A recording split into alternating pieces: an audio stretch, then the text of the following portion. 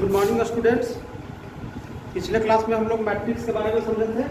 आज हम लोग देखेंगे वेरियस टाइप्स ऑफ मैट्रिक्स।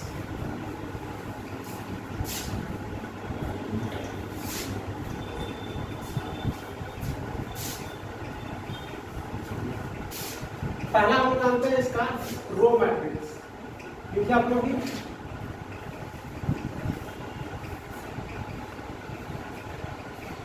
क्या होता है रो मैट्रिक्स।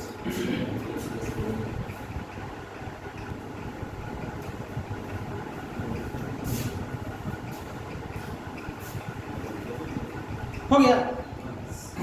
क्या लिखे हैं रो मैट्रिक्स किसको बोलते हैं कि ऐसा मैट्रिक्स जिसमें सिर्फ एक ही रो होता है ना, यानी कि matrix having only one row, उसी को हम लोग क्या बोलते हैं रो मैट्रिक्स बोलते हैं। यानी एग्जांपल अगर इसका बोलेंगे हम लोग तो क्या, कोई एक मैट्रिक्स है ए, इसमें 2 - 3 है, कितना रो? एक ही रो है, एक ही रो है ना ये, ठीक। और इसका ऑर्डर कितना है 1 × 3। इसका ऑर्डर कितना हो गया 1 × 3, क्योंकि फर्स्ट एलिमेंट क्या रिप्रेजेंट करता है रो और सेकेंड एलिमेंट कॉलम। तो इसमें एक ही रो है इसलिए 1, 3 कॉलम है इसलिए 3। तो ऑर्डर इसका क्या हो गया 1 × 3। तो ऐसा मैट्रिक्स जिसमें एक ही रो हो उसको हम लोग क्या बोलते हैं रो मैट्रिक्स बोलते हैं। इसी का दूसरा देखिए column matrix.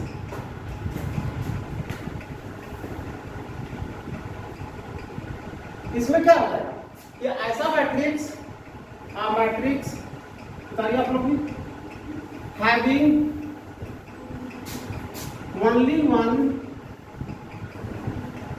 Column, only one column, उसको हम लोग क्या बोलेंगे कॉलम मैट्रिक्स बोलेंगे। क्या बोलेंगे कॉलम मैट्रिक्स बोलेंगे, है ना सर। यानी एक रो होगा तो रो मैट्रिक्स और सिर्फ एक ही कॉलम होगा तो कॉलम मैट्रिक्स। ठीक, इसमें भी एक एग्जांपल लेते हैं। अगर कोई मैट्रिक्स बी है, मान के चलिए मैट्रिक्स का नाम बी लेते हैं ना, कैपिटल बी, कॉलम एक ही होना चाहिए 2 - 3 5। इसका ऑर्डर कितना हो जाएगा 3 × 1, क्योंकि इसमें देखिए 3 रो बन रहा है लेकिन कॉलम एक ही बन रहा है। तो जिसमें एक कॉलम होगा कॉलम मैट्रिक्स कहलाएगा, जिसमें एक रो होगा रो मैट्रिक्स कहलाएगा।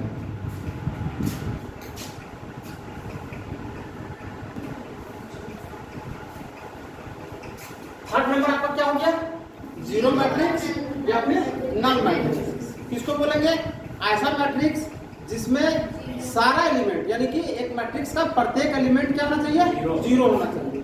ठीक, तो रो और कॉलम में जितना भी एलिमेंट्स होगा वो सभी क्या होगा जीरो होगा। ठीक, तो लिखिए इस बारे में कि a matrix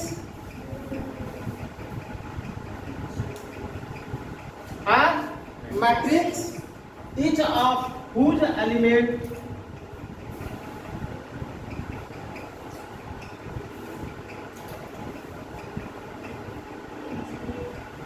each of whose element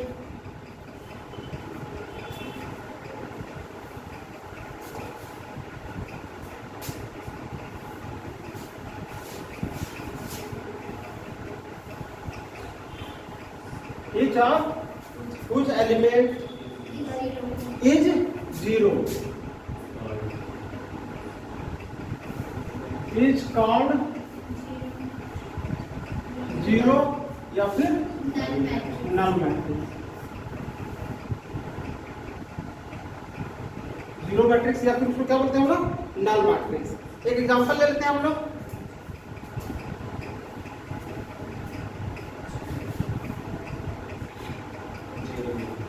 हाँ, हम एक मैट्रिक्स ले रहे हैं ए, एक ही रो है इसमें, ठीक है। एक दूसरा मैट्रिक्स ले रहे हैं बी 0 0 0 0, एक सी ले लीजिए 0 0 0 0 0 0, ऐसे भी हो सकता है, ठीक है ना। किसी भी तरीके से आप कर सकते हैं। एक डी मैट्रिक्स ले लीजिए, मतलब इसका सारा एलिमेंट्स क्या है 0 0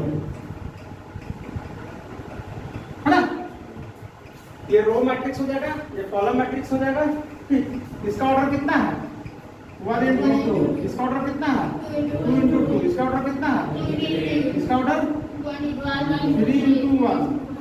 पहले रो उसके बाद कॉलम, है ना, करवाना नहीं है।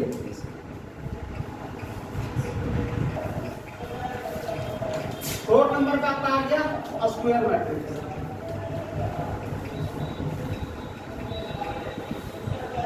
स्क्वायर में क्या होता है, ऑल साइड्स आर इक्वल, क्या होता है, ऑल साइड्स आर इक्वल, ठीक है, स्क्वायर बोलते हैं हम लोग वर्ग। तो इसमें ऑल साइड्स आर इक्वल करने का मतलब क्या होगा कि जितना रो रहेगा उतना ही कॉलम होगा, तभी इक्वल होगा। जितना रो रहेगा उतना ही कॉलम होगा। देखिए इसमें a matrix having the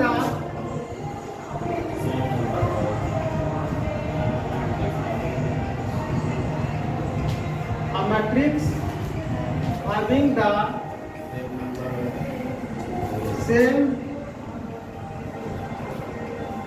numbers number of row and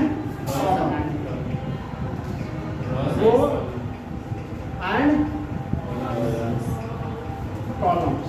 मतलब जितना ही रो रहेगा उतना ही कॉलम रहेगा, तो उसको हम लोग क्या बोलेंगे, is called square matrix.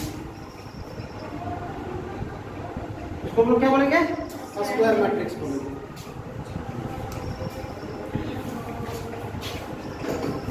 Example के लिए समझिए, कोई एक मैट्रिक्स है ए 1 2 3 4 5 6 7 8 9। एलिमेंट सेम नहीं हो सकता है, समझे ना। जैसे हम 1 2 3 है तो फिर 3 3 3 भी हो सकता है, 4 4, तो एलिमेंट रिपीट हो सकता है। अब समझ लीजिए एग्जांपल लेते हैं। अभी ये जो मैट्रिक्स है आपका स्क्वायर मैट्रिक्स, ये कैसे है, क्योंकि इसका रो भी 3 है और कॉलम भी 3 ही है। तो जितना रो है नंबर उतना ही कॉलम का नंबर, दोनों सेम हो गया। और जब इसका ऑर्डर सेम हो जाएगा, यानी रो और कॉलम का ऑर्डर क्या हो जाएगा, सेम हो जाएगा, तो ये मैट्रिक्स क्या हो जाएगा हमारा, स्क्वायर मैट्रिक्स। एक और एग्जांपल ले लीजिए।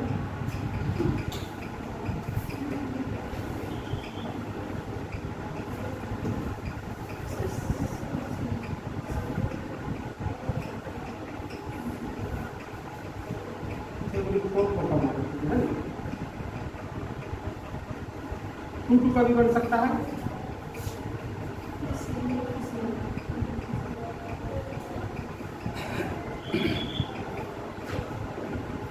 इसका ऑर्डर कितना है 4 into 4।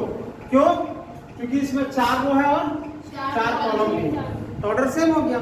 इसलिए ये दोनों मैट्रिक्स हमारा क्या हो गया, स्क्वायर मैट्रिक्स हो गया। क्या हो गया, स्क्वायर मैट्रिक्स हो गया।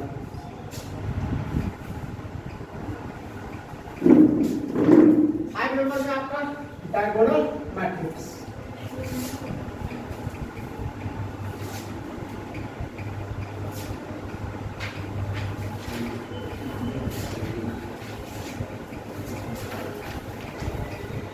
diagonal element of a matrix.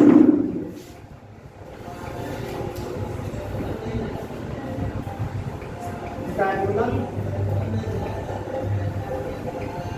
element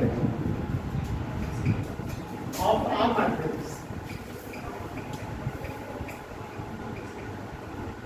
Diagonal element of a matrix. देखिए इसके बाद में क्या होगा कि कोई एक मैट्रिक्स है, मान लीजिए लेट ए इक्वल टू, जो मैट्रिक्स में जो वैल्यू होता है उसको ए ऑफ आई जे के फॉर्म में रिप्रेजेंट करते हैं हम लोग। समझिए ये मैट्रिक्स हो गया और उसके अंदर जो वैल्यू उसको ए आई जे है ना, रो और आई और जे किसको रिप्रेजेंट कर रहा है, आई मतलब रो और जे कॉलम को रिप्रेजेंट कर रहा है ना। और ऑर्डर इसका क्या है, m into n। तो मान लीजिए कि कोई एक मैट्रिक्स है A equal to A of small a of I j, उसका ऑर्डर कितना है m into n। B and m into n matrix, ठीक हो गया।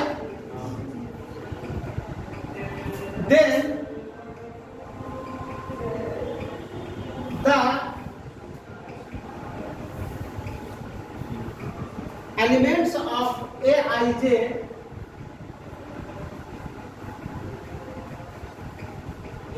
जे जहां पर आई इक्वल टू क्या होना चाहिए, जे होना चाहिए। आई इक्वल टू क्या होना चाहिए, जे होना चाहिए। For which i equal to j, यानी कि डायगोनल एलिमेंट कौन होगा, जिसका आई और जे क्या होना चाहिए, इक्वल होना चाहिए। ठीक है, 1 1 हो सकता है, 2 2 हो सकता है, 3 3 हो सकता है ना। जे आर कॉल्ड, उसको हम क्या बोलेंगे, diagonal elements of a matrix.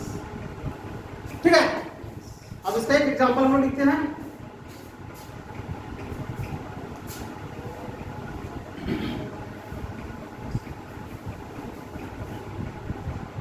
मान लीजिए कि एक मैट्रिक्स हम लोग ले रहे हैं,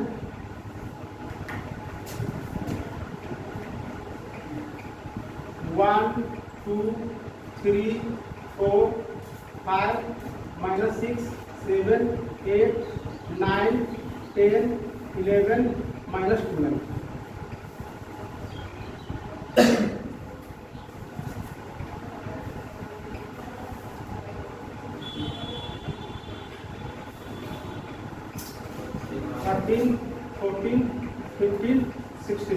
ठीक है, ये हमारा क्या है, एक मैट्रिक्स हो गया। ऑर्डर कितना है, कितना है, रो कितना है 4, कॉलम में कितना है 4, तो ऑर्डर इसका क्या हो गया 4 × 4। उतार लीजिए पहले यहाँ पर।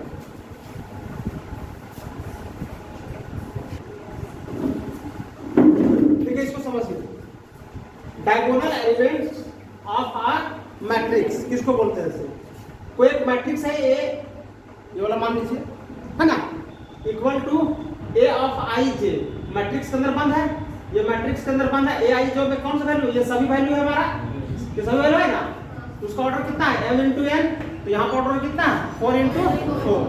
4 × 4 है, ये कैसा मैट्रिक्स भी कहलाएगा, स्क्वायर मैट्रिक्स भी बन जाएगा। ठीक है, B and m × n matrix, इस ऑर्डर का मैट्रिक्स है हमारा। तो द एलिमेंट्स ऑफ ए आई जे, मतलब वो ए आई जे में ये सभी एलिमेंट्स होगा, ये सभी एलिमेंट्स होगा ना, ये भी ए आई जे में है, ये भी ए आई जे में है, सब ए आई जे में है। लेकिन जिसका i इक्वल टू जे होगा, जिसका i इक्वल टू जे होगा, उसको हम लोग क्या बोलेंगे, diagonal elements of a matrix. अब आपको बोलेगा कि फाइंड या फिर right diagonal elements of a matrix, तो इसका क्या हो जाएगा, बोलिए क्या हो जाएगा। देखिए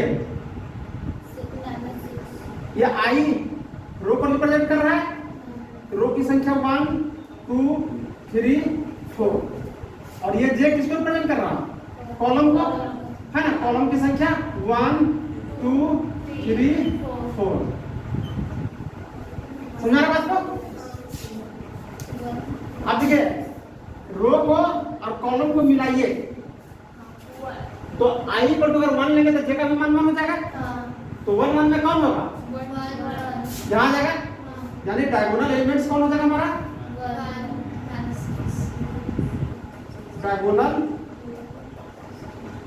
एलिमेंट्स आर, यहाँ पर क्या हो जाएगा, a ऑफ 1 1 हो जाएगा हमारा, होगा ना, a ऑफ 1 1 में यही है, तो क्या है 1 है। ए और 2 2 फिर होगा डायगोनल हमारा, क्योंकि ये दोनों सेम होना चाहिए ना, तो यहाँ से 2 और यहाँ से 2, यहाँ पर कटा, एक 1 हो गया, एक क्या हो गया -6, तीसरा में ए 3 3, तो रो का 3 और वाई कॉलम का भी 3, तो कौन हो गया 11, एंड ए 4 4, कौन हो जाएगा, तो रो में 4 और कॉलम में भी 4, तो 16 आ गया। So these elements are called diagonal elements of matrix A। यहाँ पर A है तो ये बोलेंगे हम लोग, क्लियर हुआ समझ में। ऑब्जेक्टिव में पूछेगा कि right diagonal elements of the matrix या फिर गिवन मैट्रिक्स, तो इस तरह से करेंगे। चलिए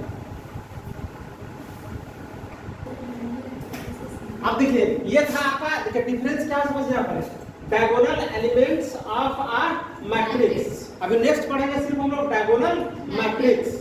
दोनों एक जैसा डायगोनल डायगोनल दोनों में क्या है, सेम है, दोनों में डायगोनल डायगोनल सेम है, लेकिन एक में है एलिमेंट्स ऑफ अ मैट्रिक्स और दूसरा में जो हम लोग पढ़ेंगे वो क्या हो जाएगा, डायगोनल मैट्रिक्स होगा। सिर्फ एलिमेंट्स में क्या है कि इसमें नॉन डायगोनल एलिमेंट जीरो भी हो सकता है, जैसे यहाँ पर हम जीरो लिख दिए, ठीक, एक ही तो जगह ना है, बस समझे, तो भी हमारा किस में आ जाएगा, diagonal elements of a matrix, तो यही सब रहेगा।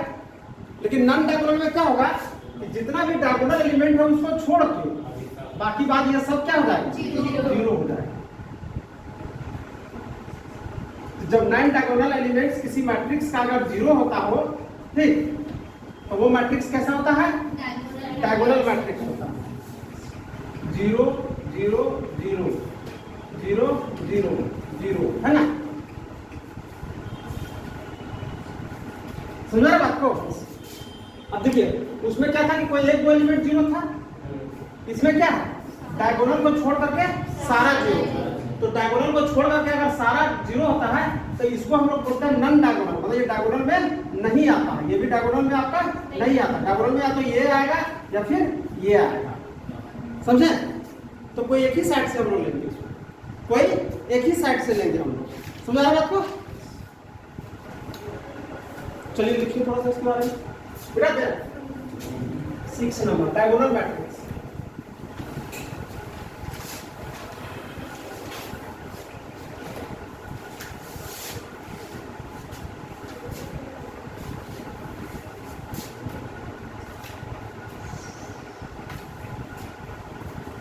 तो डायगोनल मैट्रिक्स होने के लिए मैट्रिक्स का स्क्वायर का होना, स्क्वायर मैट्रिक्स का होना मस्ट है, ठीक।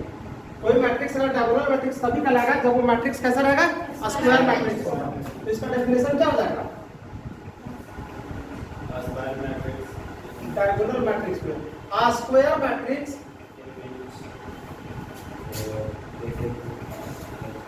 matrix in which where in which every non-diagonal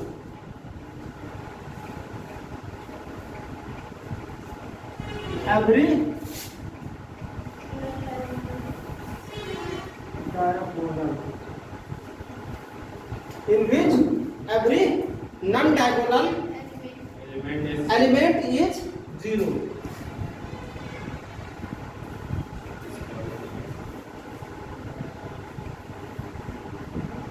Zero is called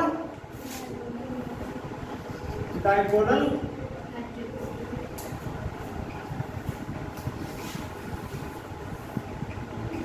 matrix. Example के लिए ये वाला हो गया आपका, ठीक।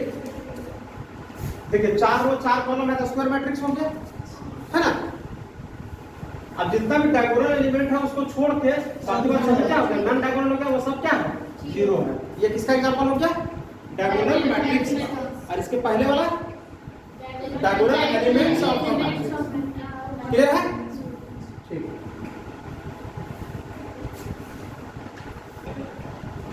एक और एग्जांपल देख लीजिए, मैट्रिक्स बी है, ऑर्डर कितना है, 3 3 का है, इसलिए कैसा मैट्रिक्स हो जाएगा, स्क्वायर मैट्रिक्स होगा। कैसा मैट्रिक्स होगा, स्क्वायर मैट्रिक्स होगा, ठीक। अब डायगोनल एलिमेंट इसका क्या है, -1 -2 और 3। बाकी बात ये सब क्या हो गया, नॉन डायगोनल एलिमेंट हो गया। ये सभी क्या हो गया, नॉन डायगोनल एलिमेंट हो गया। तो डेफिनेशन ये बोलता है कि ऐसा स्क्वायर मैट्रिक्स जिसका नॉन डायगोनल एलिमेंट्स क्या होना चाहिए, जीरो होना चाहिए, उसको हम लोग क्या बोलते हैं, डायगोनल मैट्रिक्स बोलते हैं।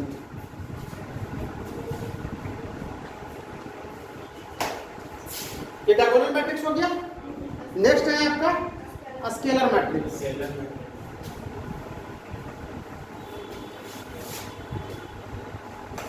एग्जांपल सब समझ में आता है ना, बढ़िया से समझिएगा, नोट लग प्रैक्टिस कीजिएगा। लिखिए स्केलर मैट्रिक्स, 6 हो जाएगा, 7 होगा,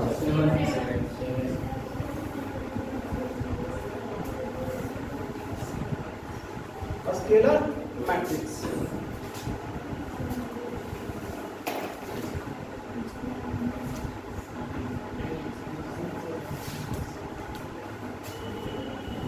अब देखिए क्या बोलता है, ये ऐसा मैट्रिक्स यानी कि a square matrix, a square matrix in which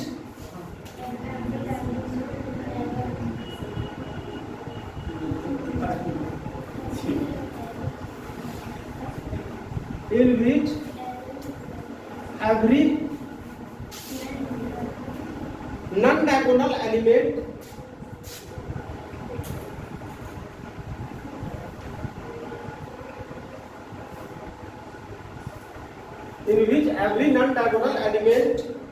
is zero, मतलब नॉन डायगोनल एलिमेंट क्या होना चाहिए, जीरो होना चाहिए, and all diagonal elements are equal.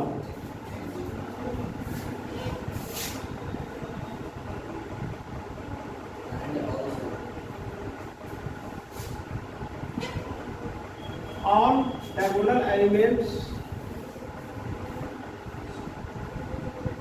Are equal. ठीक, उसको हम लोग क्या बोलेंगे,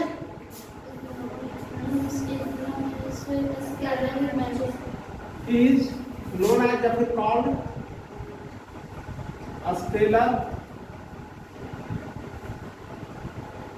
matrix। उसी को हम लोग क्या बोलेंगे, स्केलर मैट्रिक्स बोलेंगे। एग्जांपल में देखिए, तो एक मैट्रिक्स दिया हुआ है, मान लीजिए ए, स्क्वायर मैट्रिक्स होना चाहिए, तो नॉन डायगोनल एलिमेंट क्या होना चाहिए, जीरो। देखिए ये 2 into 2 ऑर्डर का है, इसलिए कैसा मैट्रिक्स हो गया, स्क्वायर मैट्रिक्स हो गया। नॉन डायगोनल एलिमेंट क्या है, जीरो है, और डायगोनल एलिमेंट इक्वल है। दूसरा मैट्रिक्स देखिए,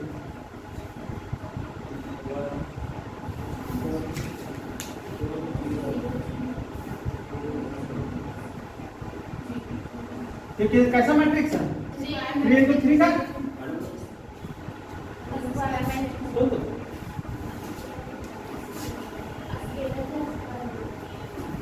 और डायगोनल एलिमेंट इसका क्या है, इक्वल, इसलिए इसको हम लोग क्या बोलेंगे, स्केलर मैट्रिक्स बोलेंगे। क्या बोलेंगे, स्केलर मैट्रिक्स। तो ये हो गया आपका स्केलर मैट्रिक्स। देखिए दोनों एग्जांपल, ऐसा स्क्वायर मैट्रिक्स जिसका नॉन डायगोनल एलिमेंट क्या होना चाहिए, जीरो होना चाहिए, और डायगोनल एलिमेंट इक्वल होना चाहिए। ठीक है, अब आते हैं यूनिट मैट्रिक्स में। 8वां नंबर लिखिए, unit matrix.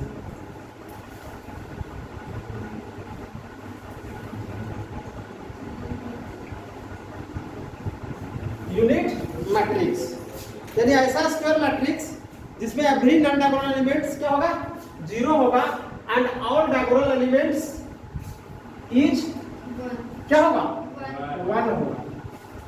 All diagonal element is 1, समझे।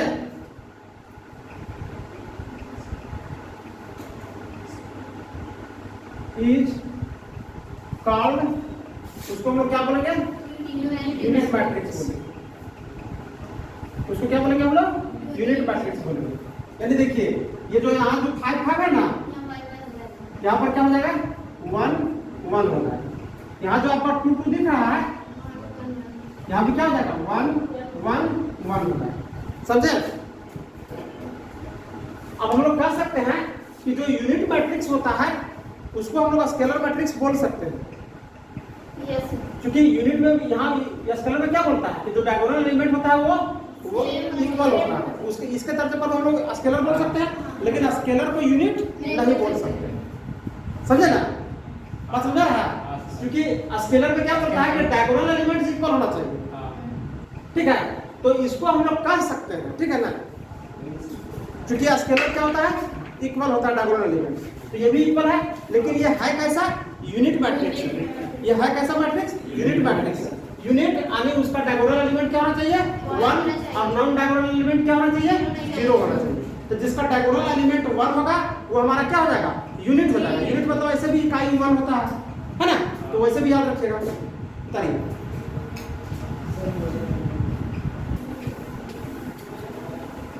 इसी को हम लोग और क्या बोलते हैं, आइडेंटिटी मैट्रिक्स भी बोलते हैं।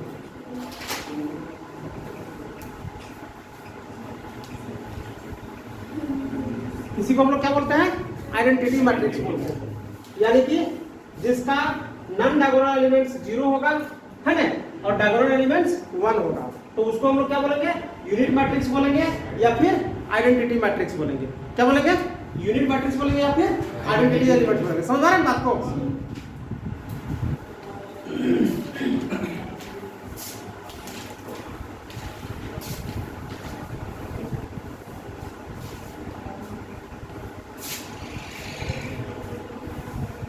नेक्स्ट है आपका कंपेरेबल मैट्रिक्स, हेडिंग लीजिए 9 नंबर।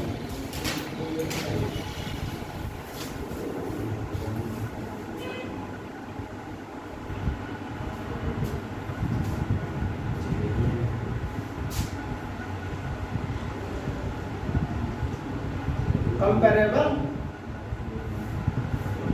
मैट्रिक्स क्या बोलते हैं हम लोग, कंपेरेबल मैट्रिक्स। ठीक, तो कंपेयर कब होता है, जब दो मैट्रिक्स होगा तब कंपेयर करेंगे। ठीक, तो लिखिए टू मैट्रिसेस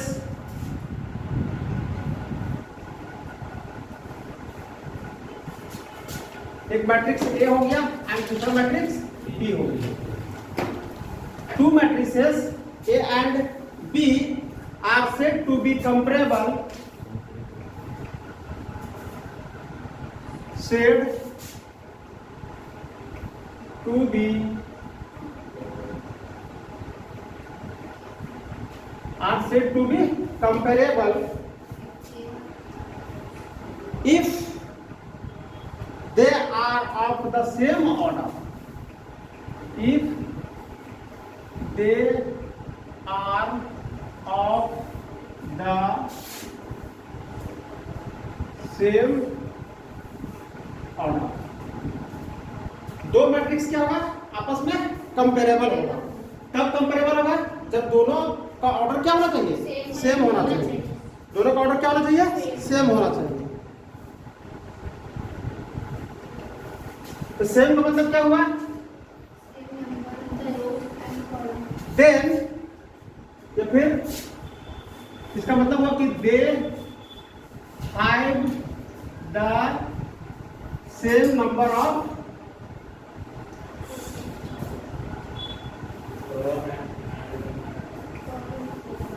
रो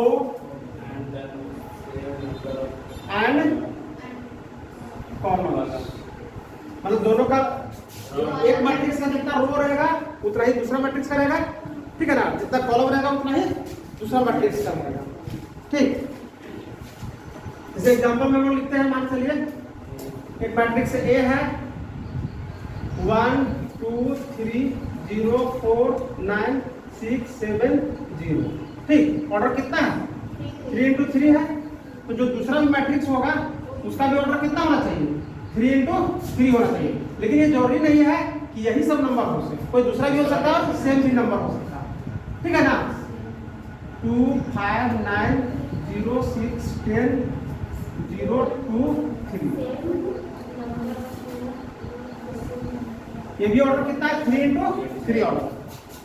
अब ये मैट्रिक्स आपका क्या हो गया, कंपेरेबल हो जाएगा, क्योंकि दोनों का ऑर्डर कितना है, सेम है। जितना रो कॉलम इसमें है उतना ही रो कॉलम इसमें है, सेकेंड मैट्रिक्स में भी है, ठीक है ना। तो वही लिखा हुआ है कि जब आपके पास दो मैट्रिक्स होगा, एक ए और एक बी, उसको हम लोग बोलेंगे कंपेरेबल। कंपेयर तब होगा जब दोनों का क्या हो जाता है, दे have the same order. Order यही होता है, दोनों का ऑर्डर सेम हो गया। और इसका मतलब ऑर्डर सेम का मतलब क्या हो गया कि they have the same number of rose and column. जब ये ऑर्डर सेम होगा तो जितना नंबर ऑफ रोज होगा उतना ही सेट बी का नंबर ऑफ रोज होगा, जितना सेट ए का नंबर ऑफ कॉलम होगा उतना ही इसका होगा, या फिर वाइस वर्सा, या फिर इससे कंपेयर करोगे तो इसके अनुसार ये होना चाहिए। क्लियर, उतारो।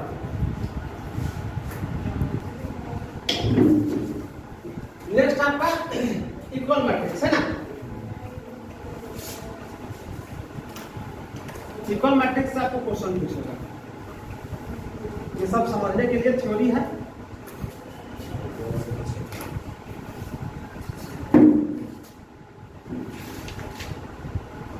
इक्वल मैट्रिक्स 10 नंबर हो जाएगा।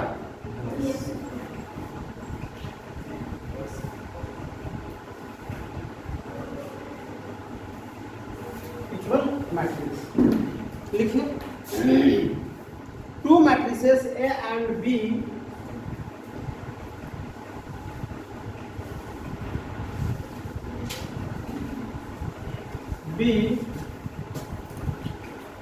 are said to be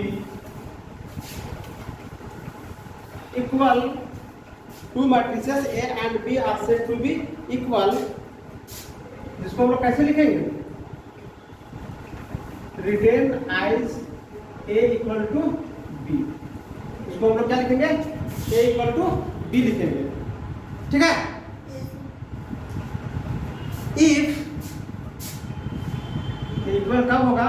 If they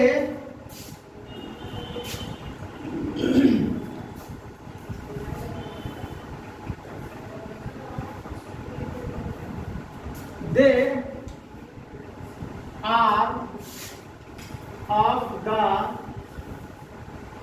same order. If they are of the same order and their corresponding elements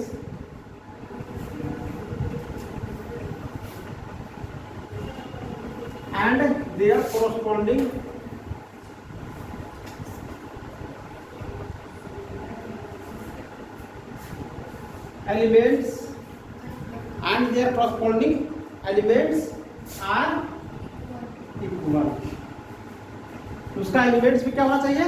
equal होना चाहिए। जैसे मान के चलिए एक मैट्रिक्स मान लीजिए कि दिया हुआ है 2 3 4 5। ऑर्डर कितना है? 2 into 2। एक मैट्रिक्स है बी, तो इसमें भी एलिमेंट क्या होना चाहिए? सेम होना चाहिए। इसका ऑर्डर भी क्या होना चाहिए? सेम होना चाहिए। चलिए ठीक है, तो ये हमारा क्या हो गया? इक्वल मैट्रिक्स हो गया। ये हमारा क्या हो गया? इक्वल मैट्रिक्स हो गया। तो हम लोग इसको बोल सकते हैं कि A इक्वल टू बी। इसको हम लोग क्या बोल सकते हैं? A equal to B.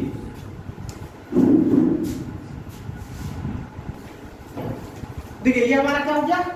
Equal matrix हो गया। इक्वल मैट्रिक्स का होने का क्या मतलब है कि ऑर्डर सेम होना चाहिए और जो एलिमेंट्स है वो सभी भी क्या होना चाहिए? सेम होना चाहिए, तभी मैट्रिक्स हमारा क्या होगा? इक्वल होगा। याद रहेगा ना, ऑर्डर भी सेम होना चाहिए और एलिमेंट भी सेम होना चाहिए, ठीक है? तो इससे रिलेटेड एक क्वेश्चन हम लोग करते हैं।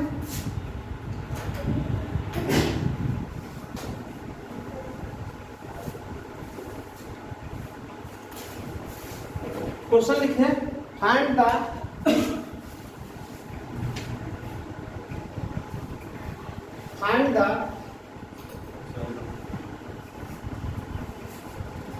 values of x, y and z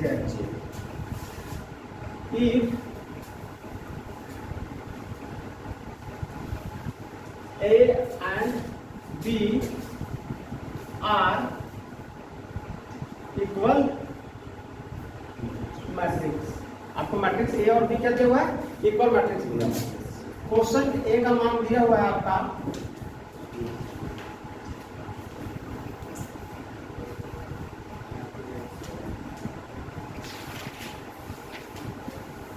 5 3